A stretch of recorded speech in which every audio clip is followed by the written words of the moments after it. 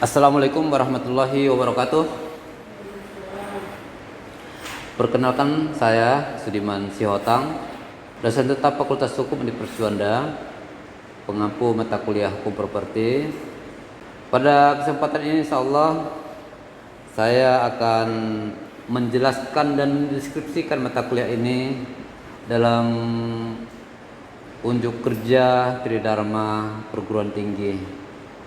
Mata kuliah ini merupakan mata kuliah wajib dengan bobot 2 SKS pada semester 6 Fakultas Hukum Universitas Juanda. Apa kabar semuanya? Alhamdulillah baik, Pak. Kita akan melanjutkan pertemuan kita sebelumnya. Sekarang kita akan membahas tentang rumah susun.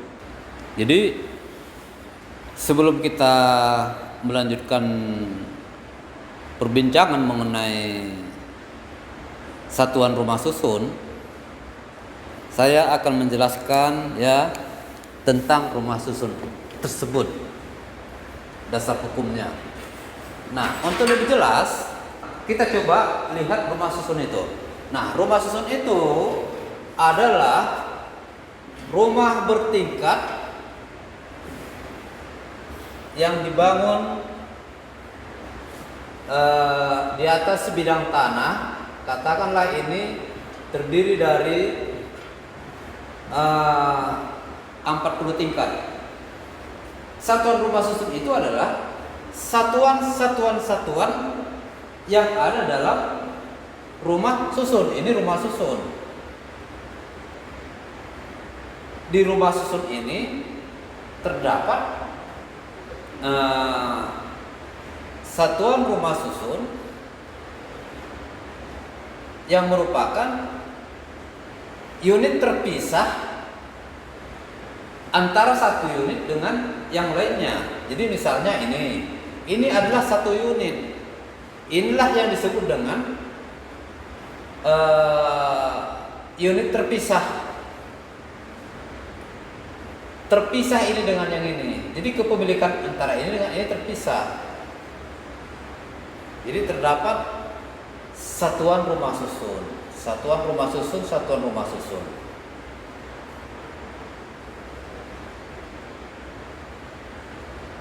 Kemudian ada istilah tanah bersama. Ini adalah tanah bersama.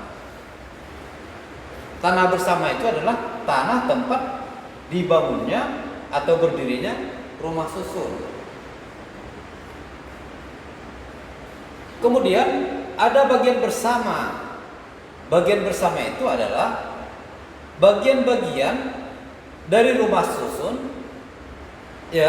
yang dimiliki secara bersama. Seperti ada lorong di dalam rumah susun, ada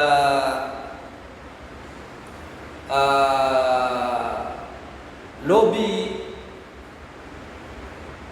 ada fasilitas-fasilitas lainnya.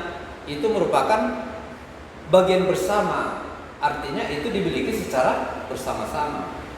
Di rumah susun ada kolam renang, itu bagian bersama. Jadi di dalam rumah susun itu ada bagian yang dimiliki secara bersama-sama. Koridor, lobi, kolam renang, dan lain sebagainya. Kemudian ada benda bersama. Benda bersama adalah benda yang ada dalam rumah susun.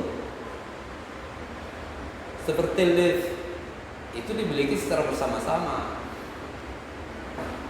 Genset dimiliki secara bersama-sama, dan lain-lain benda yang ada dalam rumah susun ini itu merupakan benda milik bersama. Jadi dalam rumah susun ini ada unit terpisah yang dimiliki secara terpisah oleh masing-masing pemilik rumah susun. Ada tanah bersama yang dimiliki secara bersama-sama. Ada fasilitas-fasilitas bagian bersama yang dimiliki secara bersama-sama dan ada juga benda bersama, yaitu benda-benda yang ada dalam rumah susun yang dimiliki secara bersama-sama. Nah, bagaimana mengenai kepemilikan bersama terhadap tanah bersama, terhadap bagian bersama maupun benda bersama? Nah, kepemilikannya itu sebanding dengan luas unit satuan rumah susun. Proporsional, nilai perbandingan proporsional terhadap kepemilikan antara kepemilikan unit dengan kepemilikan bersama. Mengenai kepemilikan bersama terhadap satuan rumah susun, mengenai kepemilikan bersama terhadap tanah bersama, bagian bersama, dan benda bersama proporsional dengan kepemilikan atas unit satuan rumah susun. Semakin luas unit yang dia miliki, maka semakin besar pula lah kepemilikannya terhadap tanah bersama, bagian bersama, maupun benda bersama. Jika misalnya Andin punya unit 2, ada dua unit, berarti 2 unit ini kepemilikannya terpisah, milik Andin. Orang lain tidak berhak atas unit ini. Dan Andin mempunyai kepemilikan bersama dengan penghuni yang lain, dengan pemilik yang lain terhadap tanah bersama, benda bersama, dan bagian bersama yang haknya sebanding dengan luas unit yang dimiliki. Mudah-mudahan bisa dipahami ya. Nah, kita lanjutkan. Ini jenis rumah susun. Rumah susun itu ada beberapa jenis ya. Ada rumah susun umum, ya. Rumah susun umum itu rumah susun yang diadakan untuk masyarakat berpenghasilan rendah. Rumah susun ini adalah solusi terhadap pengadaan rumah di mana tanah terbatas untuk tempat mendirikan rumah, terutama di kota-kota besar. Jadi dengan terbatasnya luas tanah, maka solusi untuk pengadaan rumah, mengimbangi pertumbuhan penduduk, mengatasi backlog kebutuhan atas rumah, maka solusinya adalah pembangunan rumah bertingkat. Nah, jadi rumah susun umum itu adalah rumah susun yang peruntukannya untuk masyarakat berpenghasilan rendah. Kemudian ada rumah susun khusus. Rumah susun khusus ini adalah rumah susun yang diberikan untuk orang-orang yang berkebutuhan khusus. Nah, model rumah susunnya juga akan berbeda. Ada liftnya yang berbeda, jalan masuk keluarnya yang berbeda, akses yang berbeda, sesuai dengan kebutuhan yang diperlukan bagi mereka-mereka yang berkebutuhan khusus. Kemudian ada rumah susun negara. Rumah susun negara ini adalah rumah susun yang dimiliki oleh negara sebagai tempat hunian ya bagi pegawai-pegawai negeri. Jadi rumah susun ini bukan untuk dimiliki, tapi rumah susun sewa, rusunawa, rumah susun sewa. Jadi rumah susun itu miliknya pemerintah. Kepemilikannya bukan untuk kepada si penghuni, tapi mereka di sana adalah sebagai penghuni, bukan sebagai pemilik. Kemudian ada rumah susun komersil. Rumah susun komersil ini adalah kebalikan dari rumah susun yang diadakan untuk masyarakat berpenghasilan rendah. Karena rumah susun komersil ini diadakan untuk memperoleh keuntungan. Nah, ini yang biasa disebut dengan istilah apartemen. Seolah-olah rumah susun itu untuk masyarakat penghasilan rendah dan apartemen itu untuk yang komersil, rumah-rumah susun mewah gitu. Jadi pada dasarnya baik rumah susun umum maupun rumah susun khusus, rumah susun negara maupun rumah susun komersil, seluruhnya adalah merupakan rumah susun.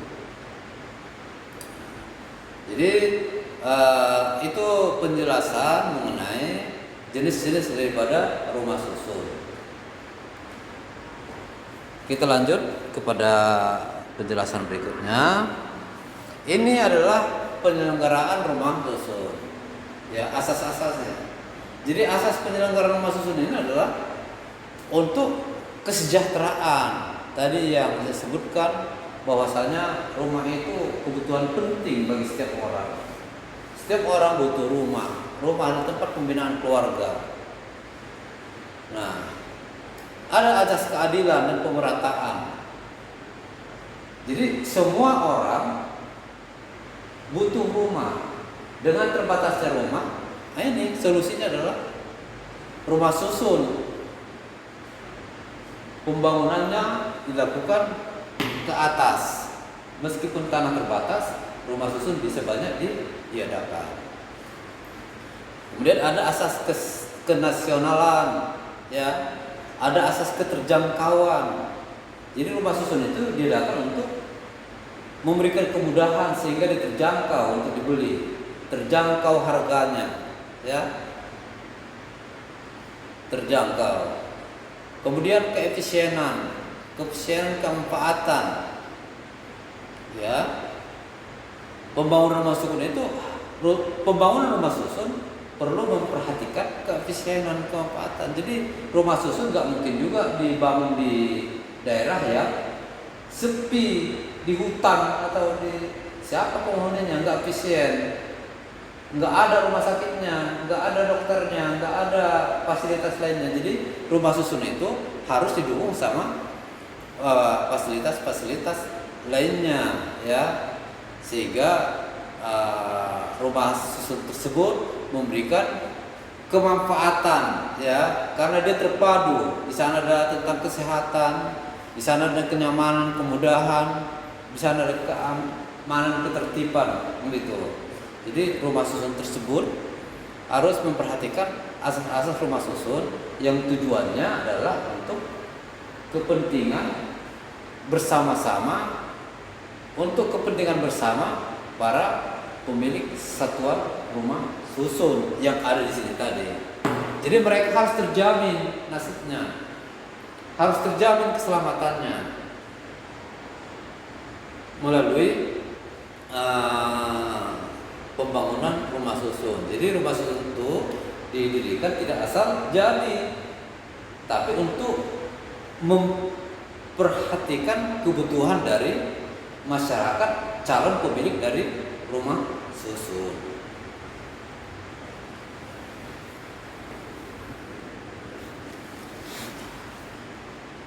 Coba ini yang duduk di belakang baca ini tujuan pembangunan rumah susun. Tujuan pembangunan rumah susun, penyelenggaraan rumah susun bertujuan untuk A. Menjamin terwujudnya rumah susun yang layak huni dan terjangkau dalam lingkungan yang sehat, aman, harmonis, dan berkualitas, serta menciptakan pemukiman yang terpadu guna membangun ketahanan ekonomi, sosial, dan budaya. Lalu meningkatkan efisiensi dan efektivitas pemanfaatan ruang tanah serta menyediakan ruang terbuka hijau di kawasan perkotaan dalam menciptakan kawasan permukiman yang lengkap, serta serasi dan seimbang dengan memperhatikan prinsip pembangunan berkelanjutan dan berwawasan lingkungan. Oke. Jadi pembangunan rumah susun itu harus memikirkan berkelanjutannya. Bagaimana rumah susun ini setelah dihuni? harus berkelanjutan. Jadi rumah susun itu, ini seperti contoh ini dibangun oleh developer, bukan untuk dimiliki oleh developer, tapi untuk dijual. Setelah selesai di pembangunan rumah susun, 1 unit dijual, otomatis developer dapat uang atas 1 unit dan melepaskan dirinya terhadap rumah susun ini 1 unit. Dijual satu lagi, sehingga ini laku semua. Otomatis developer akan keluar dari rumah susun, dan pada akhirnya rumah susun ini dimiliki oleh pemilik unit satuan rumah susun secara bersama-sama. Sesuai dengan penjelasan sebelumnya, di dalam rumah susun ini ada bagian terpisah, ada yang dimiliki secara bersama-sama. Yang dimiliki secara bersama-sama adalah tanah bersama, bagian bersama, dan apa tadi? Apa yang dimiliki secara bersama-sama? Benda bersama. Jadi ada benda bersama, ada tanah bersama, ada bagian bersama yang dimiliki secara proporsional sebanding dengan luas unit yang dimiliki. Artinya apa? Semakin luas unit yang dia miliki, semakin besar pula bagian bersama yang dia miliki terhadap tanah bersama, benda bersama, dan bagian bersama. Nah, kenapa ada asas dan tujuan tadi? Penting mengenai keberlanjutan. Developer membangun bukan untuk dimiliki, tapi untuk dijual. Tanah dibangun oleh developer. Developer kan kalau untuk bangun rumah susun perlu modal. Pasti yang membangun ini adalah badan hukum. Badan hukum subjeknya apa? Hak guna bangunan. Hak guna bangunan mempunyai batas waktu terbatas. Sebelum waktunya berakhir, wajib diperpanjang. Sedangkan developer sudah pergi, sudah berangkat karena rumah susun sudah terjual. Izin Bapak berarti yang memperpanjang HGB itu pemilik unit atau developer. Terima kasih. Ya, developer kan sudah menjual kepada pemilik unit. Developer sudah pergi, maka kedudukan developer digantikan oleh para pemilik. Nah, bagus pertanyaannya. Bagaimana pemilik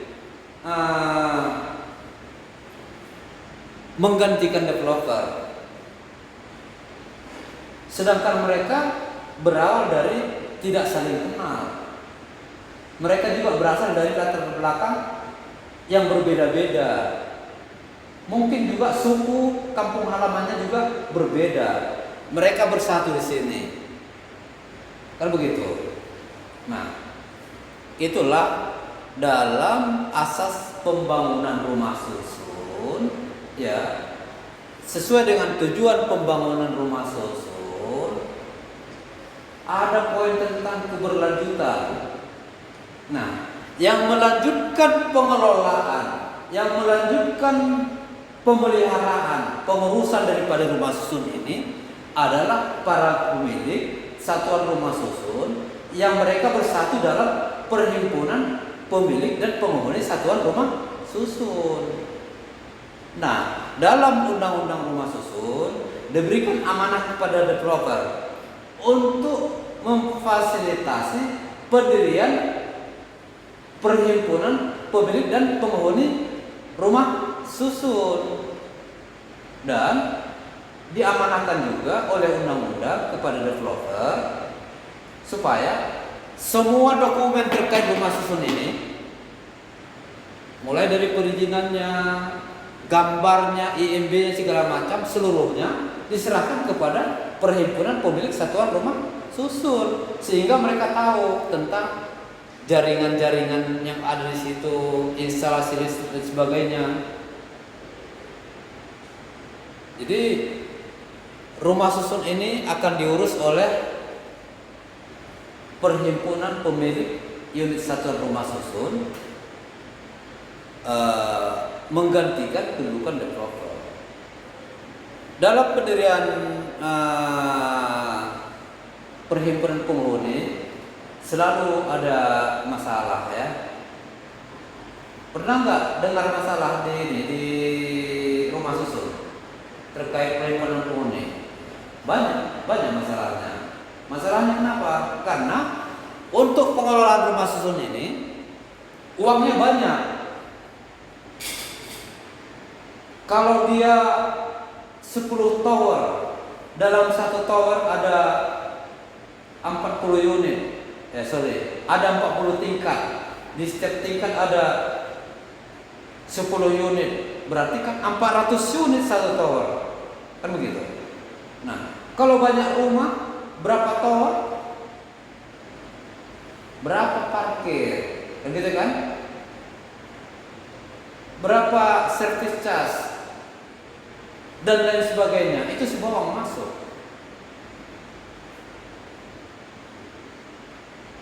Pada awal rumah susun didirikan, ini semua dikelola oleh developer. Dan sebenarnya developer sangat ingin seterusnya mengelola rumah susun. Nah, untuk menghindari pengelolaan yang secara terus-menerus oleh developer, maka Undang-Undang Rumah Susun mengamanahkan bahwa developer wajib memfasilitasi pendirian perhimpunan pemilik dan penghuni satuan rumah susun gitu ya. Oke, kita lanjut. Jadi nanti bisa dibaca ya. Ini pembangunan rumah susun. Nah, kalau udah bicara tentang pembangunan rumah susun, ya berarti ada yang melakukan pembangunan. Nah, ada yang melakukan pembangunan. Itulah yang disebutkan tadi oleh developer. Dalam rangka mendorong penyediaan rumah sebanyak-banyaknya, ya. Kalau developer yang membangun rumah susun komersil, dia diberikan kewajiban juga untuk membangunkan rumah susun umum. Ini masih lanjutannya ya. Masih lanjutan daripada pembangunan rumah susun itu. Jadi rumah susun itu bisa nggak dibangun di atas hak milik? Bisa. Tapi jarang sekali rumah susun dibangun di atas hak milik. Hak milik itu adalah subjek daripada perorangan. Perorangan yang memperoleh hak milik. Ada nggak? Bisa jadi. Sehingga nanti kan ada bukti hak unit satuan rumah susun ini, kan ada sertifikat hak milik satuan rumah susun. SHMSRS, sertifikat hak milik satuan rumah susun.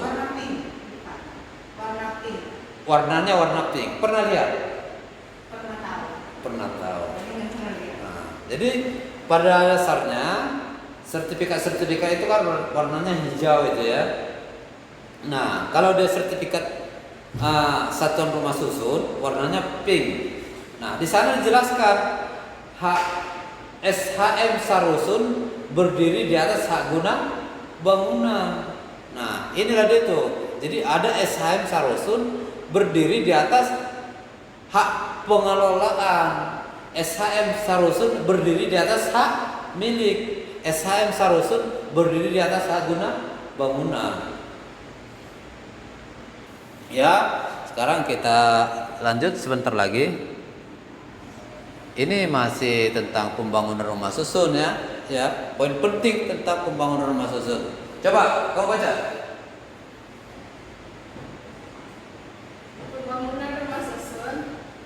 Poin penting tentang pembangunan rumah susun. Penyediaan tanah untuk rumah susun dapat dilakukan melalui satu, pemberian hak atas tanah terhadap tanah yang langsung dikuasai negara. Dua, konsolidasi tanah oleh pemilik tanah. Tiga, peralihan atau pelepasan hak atas tanah oleh pemegang hak atas tanah. Empat, pemanfaatan barang milik negara atau barang milik daerah berupa tanah. Lima, pendayagunaan tanah wakaf. 6. Pendayagunaan sebagai tanah negara bekas tanah terlantar atau pengadaan tanah untuk pembangunan bagi kepentingan umum. Iya, jadi rumah susun itu kan digalakkan itu. Pernah dengar proyek 1000 tower?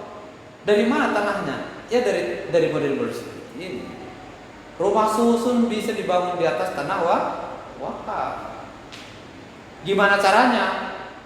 Tanah wakaf itu kan ada nazirnya. Nazir itu apa? Sebagai penanggung jawab, pemegang amanah untuk memelihara, untuk mengoptimalkan supaya tanah itu memberikan manfaat sesuai dengan tujuan pemberian wakaf. Misalnya tanah diwakafkan untuk keperluan pendidikan. Pendidikan butuh dana enggak? Nah, sebahagian dikerjasamakan, didirikan rumah susun. Hasilnya untuk mendorong, untuk mensupport lembaga pendidikan. Nah, itu di luar negeri sudah banyak terjadi pembangunan di atas tanah wakaf. Misalnya seperti di Mekah, Jam-Jam Tower itu sangat terkenal. Itu tanah wakaf. Di atasnya ada hotel. Nah, ada mall, ada segala macam. Nah, itu menjadi pendapatan terhadap tujuan wakaf diberikan. Untuk siapa? Untuk umat Islam, sehingga pendapatannya meningkat. Jadi ini ada 7 poin ini, macamnya, jenisnya, menunjukkan bahwasanya pembangunan rumah susun digalakkan. Termasuk diantaranya membangun rumah susun di atas tanah wakaf. Kalau di atas tanah negara mah udah biasa, kan gitu ya kan, udah pasti kan gitu. Nah, itulah tentang rumah susun ini. Rumah susun ini memang lagi gencar-gencarnya, terutama pada bagian akhir daripada zaman sekarang ya, dengan sangat terbatasnya tanah, dengan pertumbuhan penduduk yang sangat tinggi. Apakah itu karena urbanisasi? Apakah itu karena perpindahan penduduk ya dari desa ke kota? Apakah itu karena pertumbuhan penduduk ya? Jadi ke kota itu orang beramai-ramai datang. Bakal tinggal di mana? Ya, di rumah susun. Gitu. Ya, kita kelihatannya sudah semakin apa nih? Semakin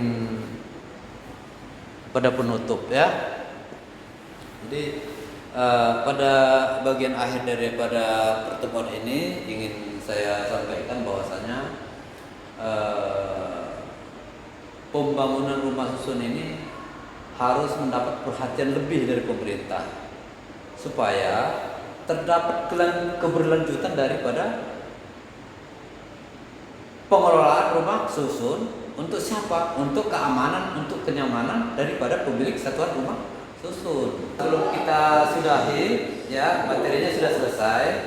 Saya masih memberikan kesempatan barangkali di antara teman-teman ada yang ingin bertanya. Silakan. Kenalkan saya Rangga Setiajiwarta, izin bertanya, apakah ada perbedaan kredit tentang pemilik rumah biasa dan kredit pemilik rumah susun?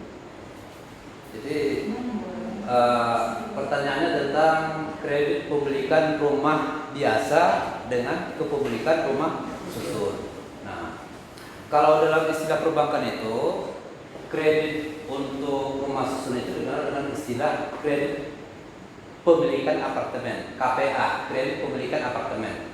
Tadi sudah kita bahas sebenarnya undang-undang terhadap rumah yang bertingkat itu, apakah dia apartemen, apakah dia perkantoran, apakah dia rumah undang-undang rumah susun. Nah, dalam dunia perbankan dikenal kredit kepemilikan apartemen dan kredit kepemilikan rumah. Pada dasarnya dua-duanya sama. Kalau kepemilikan apartemen itu yang dijual kan unit per unit. Maka ketika developer menjual satu, kredit pemilikan rumah terhadap yang unit ini terjual satu, maka pembiayaannya karena pembiayaannya melalui kredit, bank membiayai pembelian terhadap rumah ini. Developer menjual kepada Rangga, kan begitu kan? Rangga dapat uang dari bank membayar uang kepada developer. Jadi tiga pihak dia. Rangga pinjam uang dari bank, Rangga menjadi berutang kepada bank. Rangga dapat uang dari bank, tapi uangnya untuk membeli rumah. Antara Rangga dengan developer menandatangani jual beli rumah gitu. Jadi ada kegiatan yang sama baik kredit pemilikan apartemen maupun kredit pemilikan rumah. Bisa dipahami ya. Jadi antara kredit pemilikan rumah maupun pemilikan apartemen itu sama aja. Di sana ada 3 kegiatan. Pertama, utang piutang, pinjam uang untuk membeli rumah. Kemudian karena sudah punya uang, ada jual beli. Kan begitu. Menggunakan uang yang diperoleh dari bank untuk membeli rumah.